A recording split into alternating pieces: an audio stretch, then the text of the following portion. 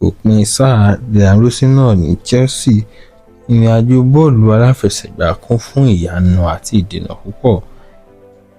Rosenior wọlé sí Chelsea pẹ̀lú ìrètí pé yóò tún agbára ẹgbẹ́ náà ṣe. Iṣẹ́ rẹ̀ ní Strasbourg dájú. Ó darí ẹgbẹ́ náà sí eré 17. Wọ́n ṣẹ́gun 8, wọ́n sì gbá 5 dọ́gba.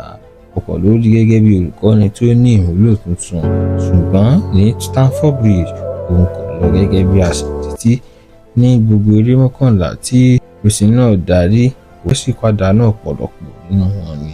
Ìfarapa àwọn agbábọ́ọ̀lù àti àìdọ́gba nínú eré jẹ́ kí iṣẹ́ rẹ̀ ṣòro gan. Chelsea sì kéde pé àwọn ti ya ọ̀nà pẹ̀lú Rosenior.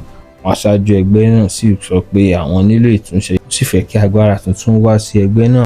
Fún Rosenior, ìrìnàjò ní Chelsea ti parí, ṣùgbọ́n ojú ọ̀nà tuntun ni ó sì wà níwájú rẹ̀. Bí ẹgbẹ́ náà ṣe ń wá olùkọ́ni míì, ìbéèrè dúró: ta ni yóò gbé Chelsea sókè lẹ́ẹ̀kan sí i lẹ́yìn Rosenior?